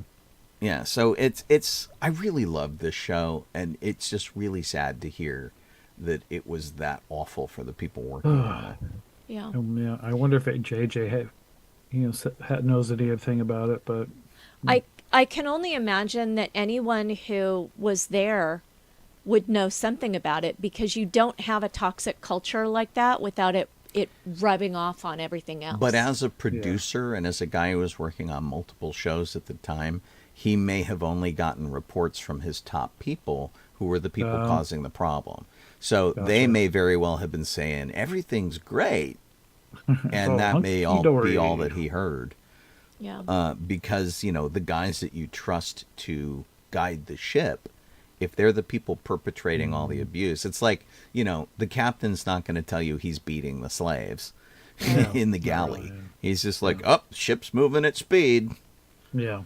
So, yeah, just really, really sucks. I hate hearing stuff like that about things that there has to be some way where the person, like the top executive producer, rather than just listening to the top level people, should wander through the set once in a while and see for themselves what the culture is. And that's a good producer. That's somebody who is engaged. They are paying attention. And, but the problem, too, is that you go to a thing like that and everybody's on their best behavior, when in reality, like some of those people in the writing room really kind of needed to pull J.J. Abrams aside. And I think one of them did to some other people and said, hey, look, we're being treated horribly. There was an HR person who came in and they were talking about a different show. And one of the writers who had already left the show went, have you gone to Lost? Because they need this talk more than anybody. Yeah, but the response was that they appeared to know about it and didn't want to do anything about it because Lost was so popular. Yeah, they said that did the their example was the Homer Simpson thing where he fades into the bushes. That's what HR did. They're like, oh yeah, I lost. joy. We'll do Yeah. that. It's just, yeah. It's sad and Hopefully- it's disgusting and it's uncalled for in this day and age. Hopefully, in the future, things like this will get caught faster than 20 years after it happens. Right? And we can watch shows without thinking that we're contributing to Yeah. something horrible. This Vanity Fair article, and the picture at the top of the page is the entire cast, which features the main cast members with the people pushed to the outside. It's Yeah. like the black guys are on the far left. This is part of a book that Maureen Ryan wrote that's called Burn It Down. Power, Complicity, and a Call for Change in Hollywood. And the Vanity Fair had this excerpt from it. And Maureen Ryan was a TV critic who saw a lot of stuff and had a lot of access to these people. Yeah, the if you read the article and decide like, oh, this is too long, be sure to go to the end of the article and read the sort of in conclusion. Right. Paragraph. There's a too because- long didn't read thing at the end. Yeah, it's well worth it to, like read through the beginning. I read the whole thing, but you read through the beginning and then at least read that in conclusion paragraph because it is interesting. It is a long read, though, and Yeah. it's tough. If you love that show, it's really hard to see how badly they treated It some of is. their people. Sean, what else do you want to talk about? Oh, golly. Hang on a second. I'm still not connecting to the radio. I keep trying because that's how I roll. Yeah. Let's see here. I was a big fan of Agents of S.H.I.E.L.D., especially of Clark Gregg as Agent Coulson. Yeah. I like him as a human being, and I'm always excited when he gets more work. And Yeah, me too. he seems like he's kind of okay with coming back if they find a spot for Yeah. him. They don't have one yet, but he'd come back as Phil Coulson if they found a way to write him in. So we'll have to see. And it's he's not even sure if he's a Skrull or not.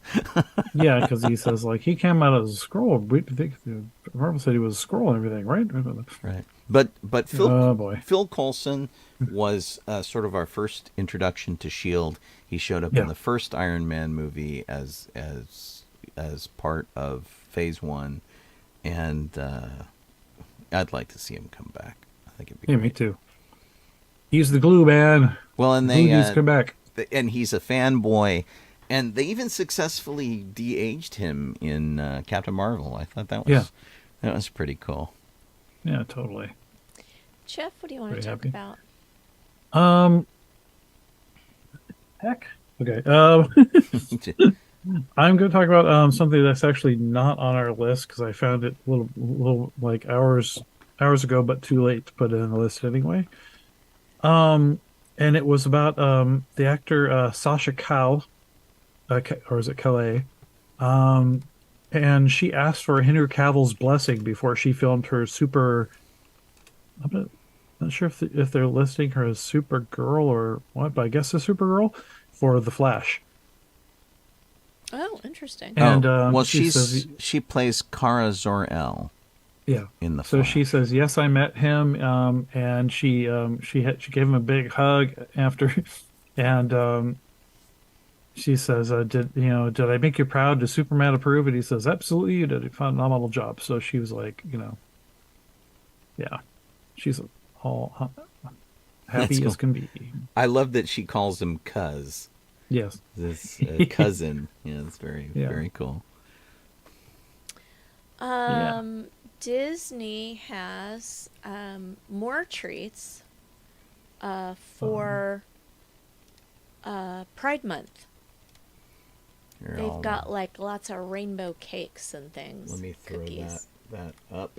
cinnamon rolls. A lot of interesting takes on Pride Month because there's a lot of companies getting involved. Yeah. So there's a little bit of sarcasm. I know a lot of people who are pleased to be acknowledged, and I know some others who are like, "Man, everybody's bandwagoning." So it's a really interesting kind of thing.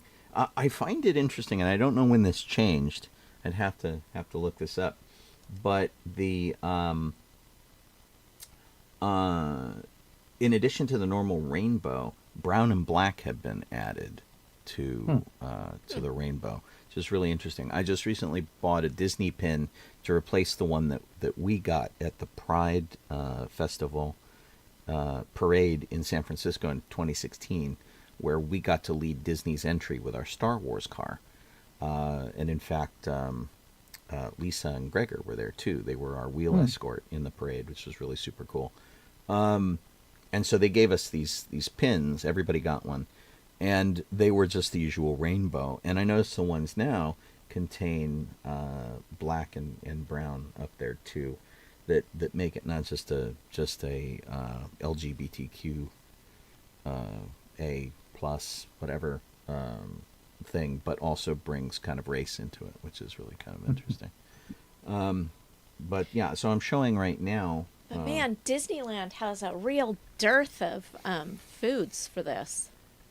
Really? That's too Yeah, bad. the only thing at Disneyland is a cookie with rainbow-colored nonpareils.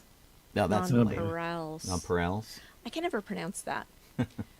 The little candy dots. Yeah, little candy dots. Right. And then they have something that they're calling a pride cookie, but it's just a red macaron with white Boo. frosting or drizzled frosting and more nonpareils in. So basically the only thing you get in California are nonpareils. This is like a cinnamon roll. But with it's crazy that in Florida they have so many Disney so much. for Pride. I guess maybe California doesn't need as many. Well, California's yeah. not giving anyone the middle finger, I Right. think. And Yeah, pretty it's much. you know, if you're gonna give somebody the middle finger, you should do it with a tasty treat. Right. Yeah. But yeah, they have. Oh, some, there's also candy available. They have some pops here, and Yeah. and But some the things. stuff they Mousse have it cake. in Florida, of course. I'm kind of just scrolling through some of these Yeah. offerings here. Nice. But yeah, there's something at the Polynesian Village Resort. Those cakes that I showed at the beginning, those are at the Riviera Resort at La Petite Cafe. There's also... I have to say that the week before I went to my mom's for the week to stay with my mom, my cousin's child, who's about 11, and the next door neighbors to my aunt got together and made a cake for my mom. That was a rainbow cake. Oh, that's cool. And they made each layer a different color by taking their cake batter and coloring, separating it out into 6 different dishes and coloring it. Wow. And then baking it and put it together and brought it over to her and said, "We made this just for you because it's a rainbow. It's a rainbow cake for you." Trying to let her know that they knew Right. why they were making rainbow cake. Not to out anybody, but Colleen's Yeah. mom is gay. Yeah. And My gosh. it's... yeah. It was adorable. That's really sweet. That's good. Yeah. That's really sweet. The I got an invitation to participate this Sunday in the West Hollywood Pride Parade, and so I'm trying to find suitable car decorations. I've been fighting with figuring out how to add a bubble machine to my roof because I think that would be suitably festive. But it's me and Sean Castafides who has the Star Tours minivan, and we're the advanced group. If they like us, they'll invite more of us later on. Nice. That'd And be it's cool. but it's always kind of an interesting thing because some people are giving me grief because they're like, dude, you're not gay. What are you going to Pride for? and we got it back in 2016 too when we led the Disney entry. And I'm like, you know what? I think everybody gets an opportunity to be represented and to live their life. And if I can help that, all I'm doing is driving in a parade, man. And if that's how I can show my support, you got it. Nice. Some of these look pretty good. I keep coming up on this one thing that's like a red dome with little rainbow mouse ears stuck in it, and I keep thinking it's like a big red ball? button you're supposed to push or something. Yeah, it's staples. It's right. Well, that was easy. But yeah, Magic Kingdom. Everybody else has these like super festive stuff. I don't think I've even gotten to Disneyland yet. Yeah, whenever they do Man. food, there's always so much more at Disney World with 4 parks and This is Disneyland. innumerable hotels. Gotcha. They always have a lot more things. Scented, And also, I feel like they're this isn't even real food. no, it's not. It is a silly straw with a clip on it that looks like rainbow cake. I think Disney Awesome. Springs is a lot bigger than Downtown Disney. Yeah, it is. Yes, yeah, it is totally. We've been to Disney Springs. It is Yeah. bigger. They have more to choose from. Yeah, so they've got this straw clip everywhere, and then they have a tumbler. Well, you already passed by the 2 food items they have. Did I? Yeah. I don't even know what they were. And then like I told you, it was a sugar cookie with Yeah. sprinkles. Yeah, they seem to. And then they have like a couple of things in Downtown Disney. Yeah, they seem to be Couple more stuff. about What the does that mean? things and less about the food. Yeah. Huh. Like the mirrored Gotcha. disco ball thing. And oh, here's the Ralph Brennan's Jazz Kitchen Express. They've got like some cannolis and a shake. Huh. Weird. The Pride and Candy cannoli. That's so funny. Anyway, well, I know some people who are very excited about all of this stuff, and we'll see how it goes. And really, it just sort of comes down to, do you feel represented or not? Some people love it, some people hate it, and there's no doubt with all the other companies that I'm seeing that are coming out with things. There's no doubt that there's a bunch of bandwagoning going on, and people see a market they haven't tapped yet. So I think You know what? I am for bandwagoning Sure. because if everybody wants to jump on the wagon, then at some point it's going to be normal. It normalizes this Yeah. stuff. Yeah. So- it normalizes this stuff. And look, this kind of thing has been going on for a long time. If you go to Chick-fil-A or you go to Hobby Lobby or you go to In-N-Out Burger, these are people who are like, "Hey guys, do you love Jesus? We love Jesus. Come buy things from people who love Jesus." So, it happens with every group. It doesn't Yeah. have to be, people celebrating Pride or whatever. It's happening with religion and stuff like that. It's people see an opportunity. Businesses see an opportunity. They want to attract people that share their values or views or whatever. Oh, yeah. And Yeah. they want to make money off of them. Yep. You like Star Wars? We like Star Wars. That's right. Yeah. Hey, Something you like love that. Star Wars? We love Star Wars. Spend Oh, yeah. money at a place that loves Star Wars. Sean, what do you want to talk about? Oh my gosh. So if you're a fan of horror movies, Uh-oh. then you have got to be a fan of John Carpenter's The Thing. Yes. Maybe Yes, one of yes. the most frightening creatures ever to hit film, especially in the John Carpenter incarnation, where it's just crazy disturbing. Yeah. But Carpenter says, "I have been sworn to secrecy because there may be, I don't know if there will be, but there may be a Thing 2. There are people who have their own theories as to what that could be. Stephen Yeah. Barnes, science fiction author who frequently writes with Larry Niven, he says his idea is that MacReady gets rescued by a submarine, and there's two guys left at the end of the movie, and they get Yep. pulled onto the submarine. One of them is the Yes. Thing, Yep. and now they're trapped on a submarine, and the Thing's trying to escape through the torpedo tube, and they're trying to kill the Thing on the submarine. It's an interesting take. It sounds very Aliens to me. Yes. But anyway, Kurt Russell, Wilford That'd be Brimley cool. were in this thing. Keith David, Richard Dysart. I'm there for it. I'll Yeah. watch the second one. Because May have oh my to God, recast. can you imagine? I didn't see the remake of it, but can you imagine what they could do with computers and the advancement in practical effects these days? That'd be crazy. I know. Yeah. Yeah. But I'll go Like watch it. the prequel that they made for the Thing, they actually made a lot of like all the things that they did in that thing in the movie were practical Effects. I think it works Yeah. best that way.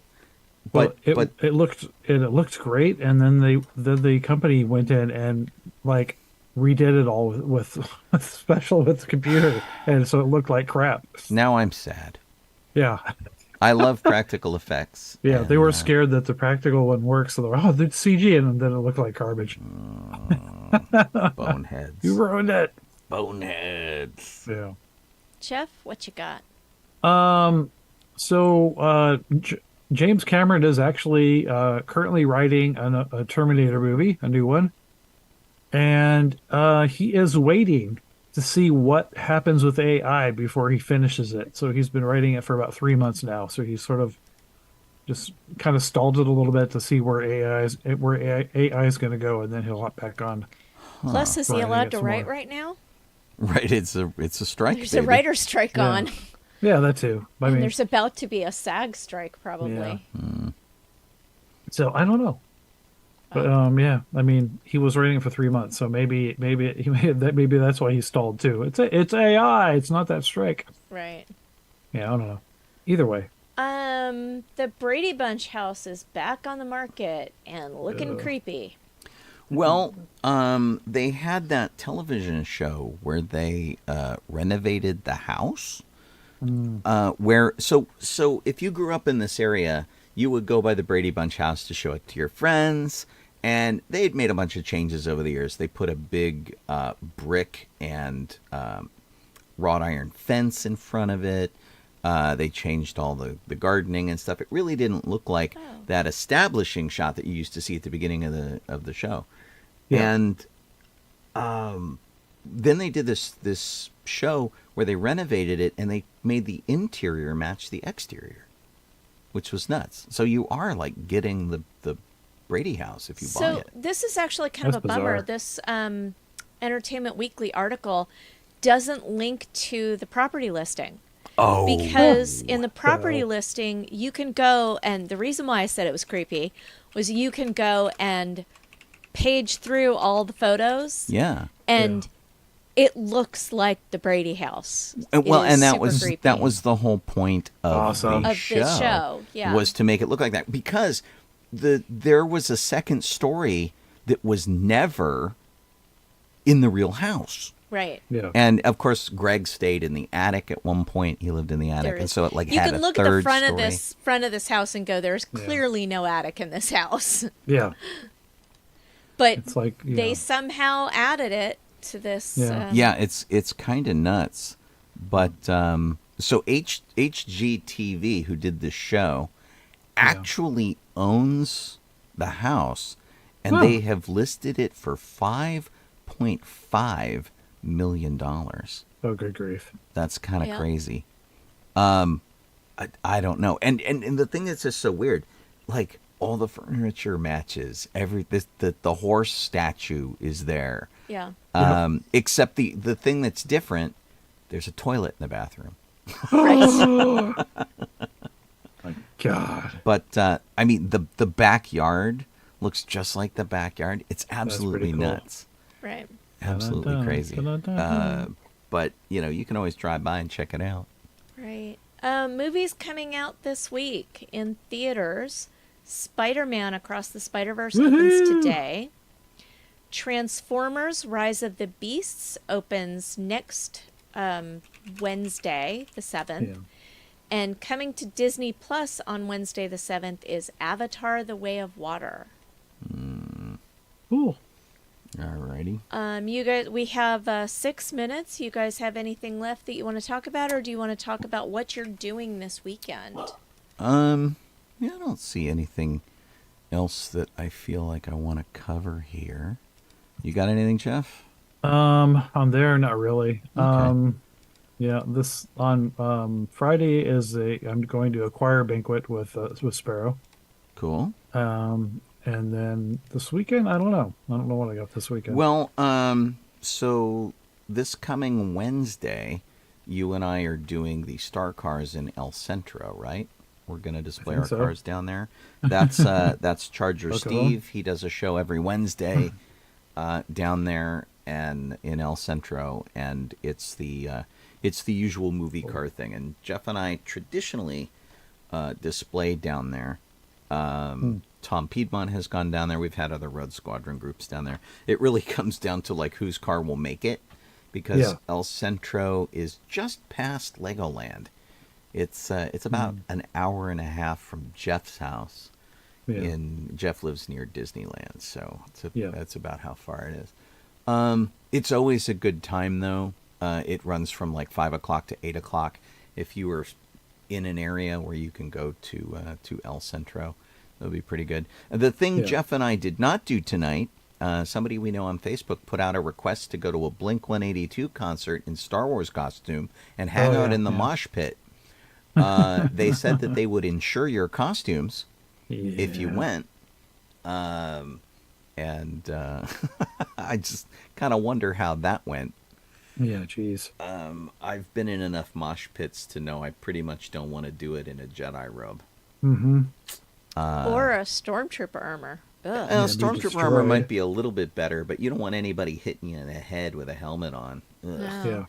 Yeah. They're not built for safety. Right. They're made for style. So Yeah. yeah, it would be really bad. Yeah.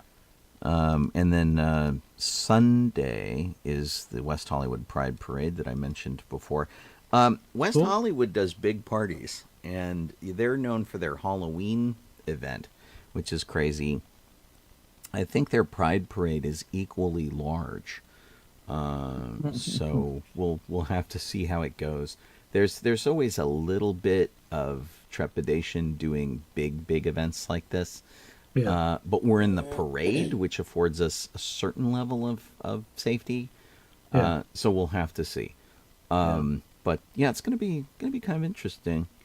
Colleen made a valid point, which is I'm still suffering from an asthma attack that's been going on for quite a while. This past Sunday, when we did the Memorial Day parade, I got hit hard with weed smoke, which triggers my asthma. And so I'm going to be on the lookout for that. Well, fingers crossed that doesn't happen. Because everything turns out okay. Yeah, you can hear me here. I'm still fighting with it. Blech. Yep. But we shall see. Yeah. So that's what I'm doing. What are you doing, Colleen?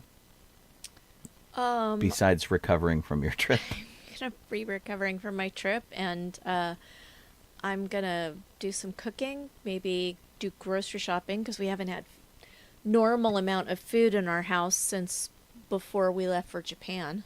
Yeah. So it's been a while. Yeah, man. And that's about it. Man, can I just say, having gone on Disneyland's Splash Mountain this past week, Japan's is so much cooler. Japan's is way better. Yeah, it made so much more sense. So people who are lamenting the changeover from Splash Mountain to Tiana's Bayou Adventure, really need to mellow out, because if you're really that desperate to see it, just go to Japan, because it's probably not going to change. And Japan also, you can get copies of Song of the South in Japan with no problem. It's just in America that they feel self-conscious about releasing it because, you know, the happy little post-slavery thing that just doesn't really. Well, it used to be way before DVD, back when VHS was the popular rental thing, you could actually buy the movie. Yeah, they Disney did sell it on anything, VHS. like anything in their vault, they released it for a very limited window. They used to make a big deal about taking things in and out of the vault. You could really only get the Song of the South for something like a month or two before they put it back in. But it was exactly the same thing they were doing with Snow White and every other movie. Yeah, they had it for rent forever at the Albertsons by my house. Like they would rent a video, so that was for rent forever. Well, because once it comes out, it's out. You know. Yeah. You just deal with it. Oh, it's a little bumper. All righty. Oh, I don't know. Okay. There's an animal. A quick like. Here's the little monster. Is that being Ahsoka? attacked? Wait. Okay. You have to. Yeah, there you go. Yeah, we can't really see Ahsoka with With the the background. background on. She's calmed down a little bit. Can you see her at all now? Not really. Okay, never mind. She's like half invisible. Yeah, she's just going crazy nuts too. So Yep. While Jeff fights with the dog, thanks slobbering all over for my face tuning and in. glasses. Sorry to the radio people for not making it onto the radio side of things. Yeah, I can't hear your apology. Yeah, right. And but if they watch the video later, they'll get the apology, Right. and see how it goes. But we'll get that fixed by next week, and then you will be all set. I can't log into the listeners to see if anybody's listening either. So something's changed bigly on our set over there. We'll have to see how it goes. In the meantime, guys, thanks for hanging out with us either on Facebook or on Twitch or on YouTube. We really like spending Thursday nights with you, and we're here because you're here. If you guys stop coming, we'll stop doing this.